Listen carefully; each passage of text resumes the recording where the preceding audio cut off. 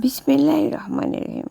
আসসালামু আলাইকুম সুপ্রিয় দর্শক, দি রেইন কুকিং কটেজে সকলকে সাদর অভিনন্দন।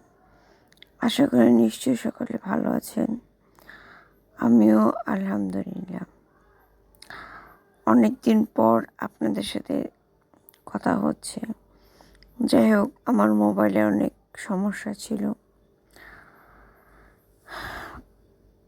পবিত্র কোরআনের সূরা হুদের ৮৬ নম্বর আয়াতে আল্লাহ তাআলা বলেছেন, যদি তোমরা মুমিন হও তবে আল্লাহর দেওয়া অবশিষ্ট তোমাদের জন্য কল্যাণকর। আর নবী করিম সাল্লাল্লাহু আলাইহি ওয়াসাল্লাম বলেছেন, যে ব্যক্তি সকাল বিকাল মসজিদে যাবে, আল্লাহ তাআলা তার জন্য সকাল বিকাল প্রতিবারের জন্য জান্নাতে একটি মেহমানাগার তৈরি করে রাখবেন।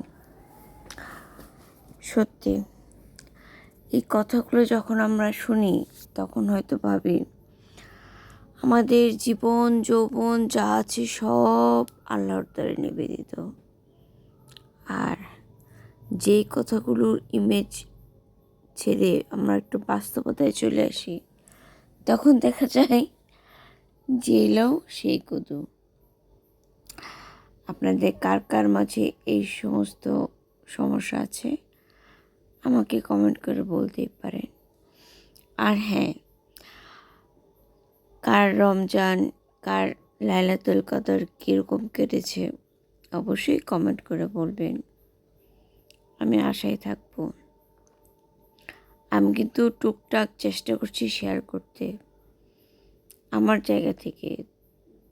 আর আমি এইটুকু প্রত্যাশা করি আপনাদের কাছ থেকে, আপনারা 2-4 লাইন আমাকে লিখে পাঠান।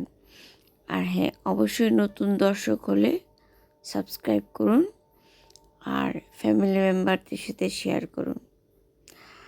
আজ এ পর্যন্ত। এনজয় দিস রমাদান অ্যান্ড কদর। Be happy, stay with piece. ইনশাল্লাহ দেখা হবে।